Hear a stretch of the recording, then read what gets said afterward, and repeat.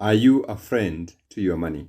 Do you like how you deal with your money? And we'll be looking at those 5 signs that tell you whether you are right with it or whether you have some work to do. Financial wellness is all about your ability to live a healthy financial life. It is you taking the power to control your financial health now and into the future. So how do you know you're actually doing okay when it comes to managing your money and planning for your financial future?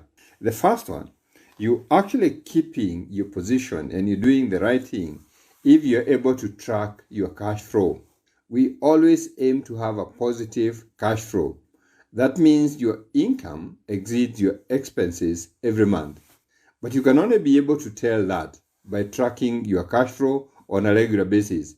If at a given time your expenses are more than your income, then you're living on borrowed money.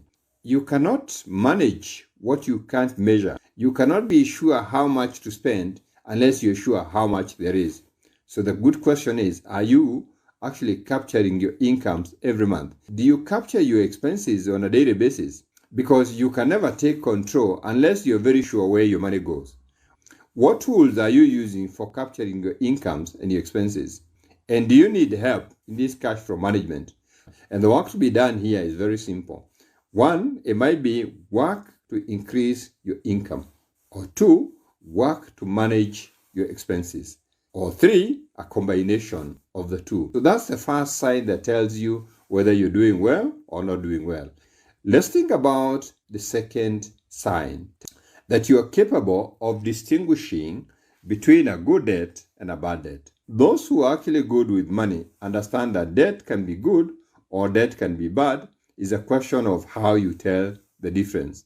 And knowing how to make debt work for you is a skill and is a very good sign of your financial knowledge. Now, generally we say a good debt is money you borrow from wherever you borrow. It's going to improve your long-term financial position. On the other hand, it is bad debt because this is consumption driven and does not have any lasting value.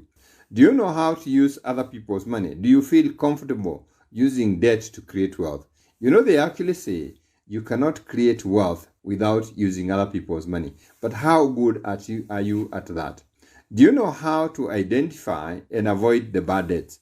Identifying them and avoiding them.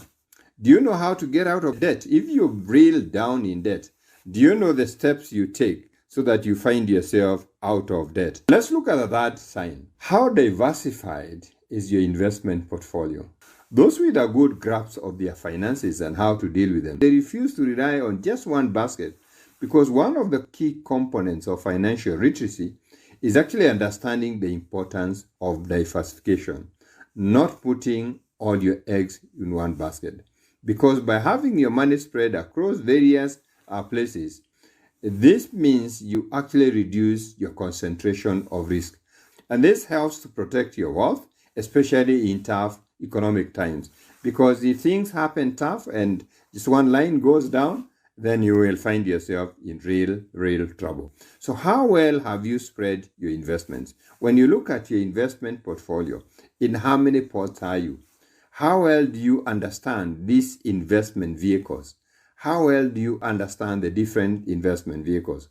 Or are you in one because that's the only one you understand? When you're picking an investment, what are the basic considerations? What are the boxes you must tick of every investment that you take? How does an investment work? What was it designed to do? What can it help you achieve?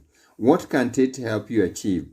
Based on your circumstances, which would be the best combinations of investments to get into? So that becomes a critical area to consider.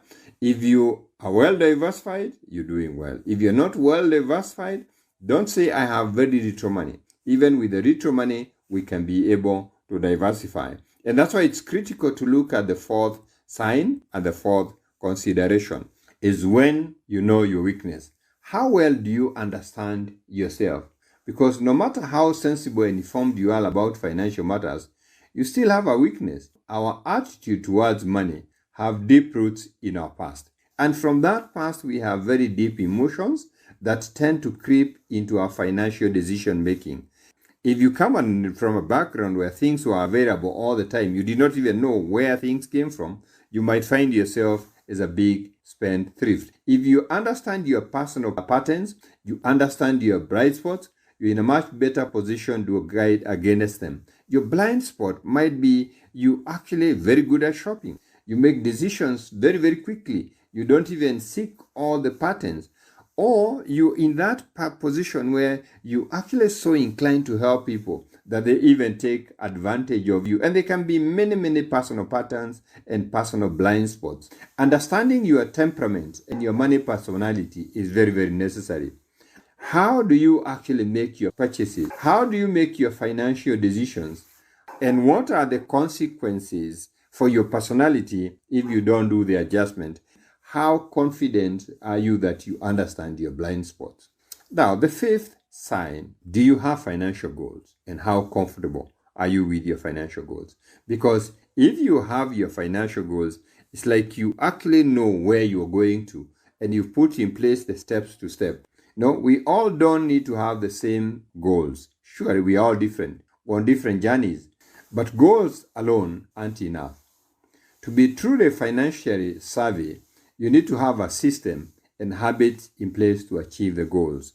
So whether you or not you're good with your money isn't measured by how much you have in your bank balance, but how realistic you are, how thoughtful you are, how much self-knowledge and foresight that you have put to yourself. And setting goals is one of these areas because you're able to look at what are the short-term issues I need to focus on.